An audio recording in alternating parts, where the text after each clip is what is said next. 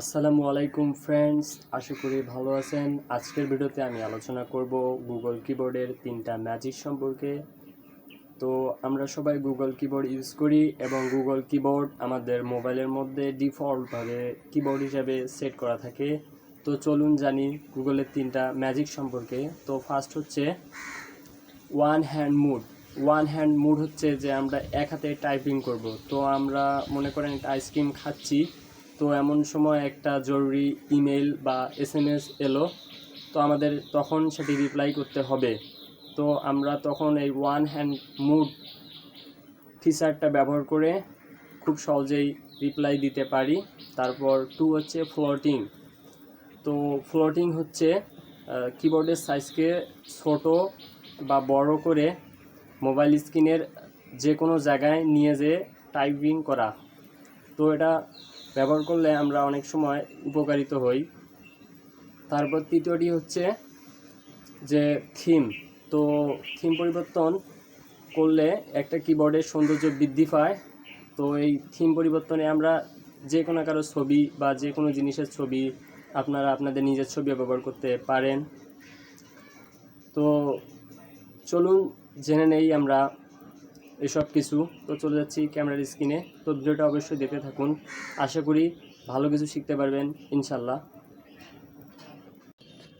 তো ফ্রেন্ডস, এটি হচ্ছে গুগল কিবোর্ডের ইন্টারফেস। তো আপনারা এখানে 3 ডট আইকন দেখতে পাচ্ছেন। তো জাস্ট এখানে ক্লিক করবেন। ক্লিক করার পর দেখতে পাচ্ছেন ওয়ান হ্যান্ডেড। তো জাস্ট এখানে ক্লিক করবেন। তো দেখতে পাচ্ছেন যে এটা এখন ওয়ান হ্যান্ডেড মুড হয়ে গেছে, এটা এখন এক হাতে লেখার উপযোগী। তো আমি লিখতেছি, দেখেন। তো আমি লিখতেছি এক হাত দিয়ে, আপনারা দেখতেছেন না হয়তো। তারপর আপনারা জাস্ট এখানে ক্লিক করবেন। এটা ডান পাশে বাম পাশে এসে গেল। আবার এখানে ক্লিক করবেন ডান পাশে, তারপর এই জায়গায় ক্লিক করবেন, আগের মতো হয়ে যাবে। তো আবার 3 ডট আইকনে ক্লিক করবেন। ক্লিক করার পর ফ্লোটিংয়ে ক্লিক করবেন।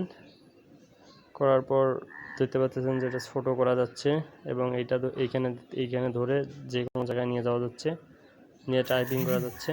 তো আবার এই জায়গায় নিয়ে যাওয়া যাচ্ছে। তো আগের অবস্থায় আনতে আপনারা আবার 3 ডট আইকনে ক্লিক করবেন। ক্লিক করার পর আবার ফ্লোটিংয়ে ক্লিক করবেন। তো দেখলেন আগের অবস্থায় ফিরে এসেছে।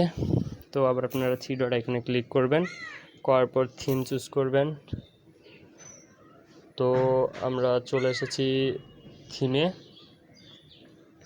তো এখানে ডিফল্টভাবে কিছু থিম দেওয়া আছে, যেমন লাল থিম আপনারা ইউজ করতে পারেন। তো যেমন আমি লাল থিমটা চুজ করলাম। তো দেখতে পাচ্ছেন চলে এসেছে লাল থিম।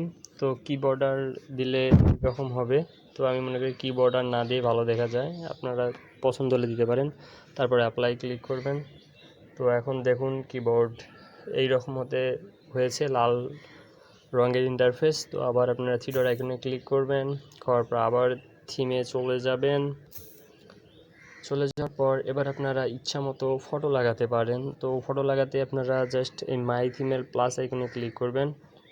ক্লিক করার পর আপনার গ্যালারি থেকে আপনি ফটো সিলেক্ট করতে পারবেন। তো ফ্রেন্ডস, দেখতে পাচ্ছেন ফটোর মধ্যে এসেছে। তো আমি এই ফটোটা চুজ করলাম।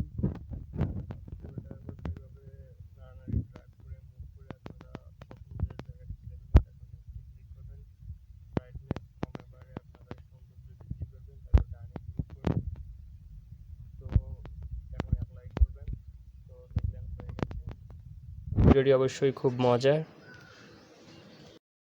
তো ফ্রেন্ডস, ভিডিওটি কেমন লাগলো অবশ্যই কমেন্ট করে জানাবেন। তো ভিডিওটি যদি আপনাদের ভালো লাগে তাহলে এটি লাইক করুন, কমেন্ট করুন এবং আমাদের চ্যানেলটি অবশ্যই সাবস্ক্রাইব করুন নতুন হয়ে থাকলে, এবং ভিডিওটি শেয়ার করে দিন যাতে অন্যরাও দেখে উপকারিত হতে পারে। ধন্যবাদ সবাইকে, দেখা হচ্ছে পরবর্তী ভিডিওতে।